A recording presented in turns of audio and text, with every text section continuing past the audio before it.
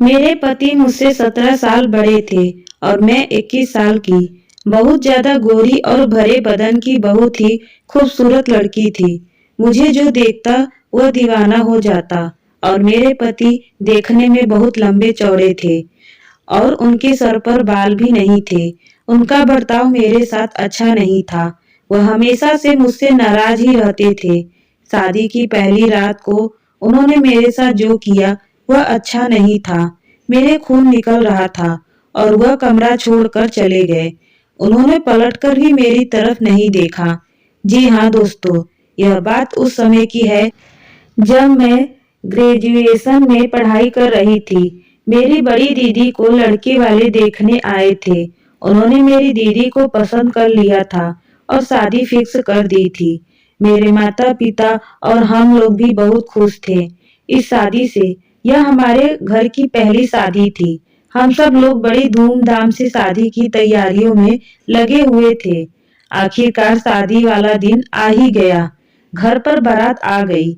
मंडप में दूल्हा बैठ गया और लड़के वालों ने कहा जाकर दुल्हन को बुलाकर लाओ। हम सब लोग अपनी दीदी को बुलाने उनके कमरे में गए, लेकिन जब कमरा खोलकर देखा तो हम सब लोग हैरान रह गए।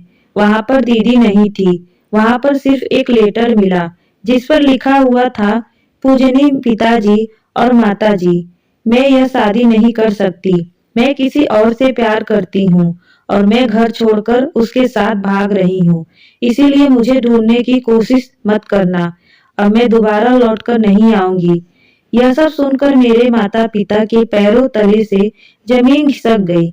सोचने लगे कि क्या किया जाए, अब तो बेइज्जती हो जाएगी पूरे समाज में। फिर मेरी मम्मी ने मुझसे कहा, बेटा एक ही उपाय है कि तुम दुल्हन की जगह ले लो। अब हम लोगों की इज्जत तुम्हारे हाथ में ही है। मेरी तो कुछ समझ में नहीं आ रहा था कि अब मैं क्या करूं। मैं मम्मी को ना भी नहीं कह सकती थी क्योंकि हम लोगों की इज्जत का सवाल था। इसीलिए मैं दुल्हन के कपड़े पहनकर मंडप में बैठ गई और मैंने यह शादी कर लिया।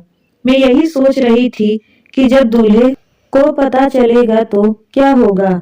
मैं घूंघट ओढ़कर अपने ससुराल में बैठी थी। रात को जब दूल्हा आया और उसने घूंघट उठाया तो पूछा, तुम तो उसकी छोटी बहन हो, तुम यहाँ क्या कर रही हो? जाओ तुम अपनी बड़ी बहन को बुलाओ। मैंने अपने पति को सब कुछ सच सच बता दिया। यह सुनने के बाद वह बहुत तेज गुस्सा हुआ और मेरे मुंह पर 2-3 थप्पड़ लगा दिया और मैं वहीं पर गिर गई। मेरे बहुत तेजी से खून निकलने लगा, लेकिन उसने मेरी तरफ ध्यान नहीं दिया और बहुत चिल्लाया और कमरा छोड़कर बाहर चला गया। मैं रात भर रोती रही और मैं कर भी क्या सकती थी। आखिरकार गलती हम लोगों की ही थी। ऐसा कई महीनों तक चलता रहा। उन्होंने कभी भी मुझे एक्सपेक्ट नहीं किया। इसी कारण आज तक हम लोगों का कोई बच्चा भी नहीं है। मेरे पति बहुत अमीर थे। उनके पास पैसा दौलत सोना चांदी बहुत है, लेकिन बस हम लोगों के पास सुकून नहीं था। हम लोग जब भी बाजार जाते थे तो लोग मुझे उनकी बेटी समझ लिया करते हैं। यह देखकर वह मुझसे और भी ज्यादा जल जाते थे। इसीलिए वह मुझे कभी भी अपने साथ लेकर नहीं जाते थे। एक दिन मैंने पड़ोस में एक लड़के को देखा जो मुझे घूर रहा था। मैंने जब ध्यान से उसको देखा तो यह वही लड़का था जो मेरे साथ मेरे क्लास में पढ़ता था। उसका नाम मोहित था। हम लोग कभी एक साथ बैठकर बात कर लिया करते थे। मेरे पति से तो मेरी हमेशा लड़ाई ही होती थी। पूरा मोहल्ला हम लोगों पर हंसता था और हम लोगों की लड़ाई यूं कहो कि देखकर मजे लेता था। लेकिन केवल मोहित ही था जो मेरे दुख को दर्द को समझता था। एक दिन मैं और मोहित घर के बाहर खड़े होकर बात कर रहे थे। तभी अचानक मेरे पति आ गए और उन्होंने हम दोनों को देख लिया। वह मेरे ऊपर बहुत चिल्ला रहे थे और मुझसे लड़ाई कर रहे थे। मैंने उनसे कहा कि मैं अब कभी उससे बात नहीं करूंगी, लेकिन वह मेरी बात सुनने को तैयार नहीं थे। बहुत जोर जोर से चिल्ला रहे थे, जिसकी वजह से उनका बीपी बहुत हाई हो गया था। वह चिल्लाते हुए जीने की तरफ जाने लगे। तभी उनका पैर फिसल गया वह जीने से फिसलकर सीधा नीचे गिर पड़े। मेरी तो समझ में नहीं आ रहा था कि अब मैं क्या करूं। मैंने सोचा क्यों ना मोहित की मदद ली जाए। कोई और मोहल्ले वाला तो मेरी मदद नहीं करेगा, इसीलिए मैं तुरंत ही अपने पड़ोस से मोहित को बुला कर लाई और हम दोनों तुरंत उनको हॉस्पिटल ले गए।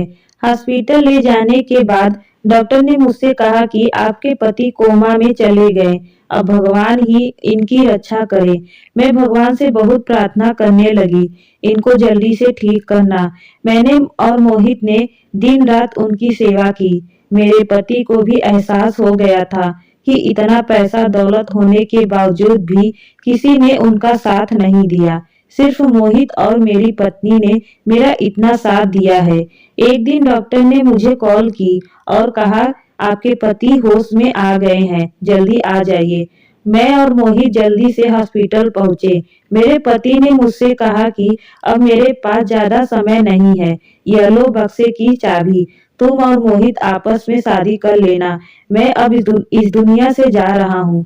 हम लोग हमेशा खुश रहना यार कहते ही वह इस दुनिया से चले गए। हम लोग बहुत रोए और उनकी अंतिम विदाई देकर अपने घर लौटे। वह चाबी से हम लोगों ने वह बक्सा खोला तो हम लोगों के होश उड़ गए। उस बक्से में इतना सोना, इतना चांदी था कि हम लोगों की 7 पुश्तें बैठकर खा सकती थी। मैंने और मोहित ने शादी कर ली।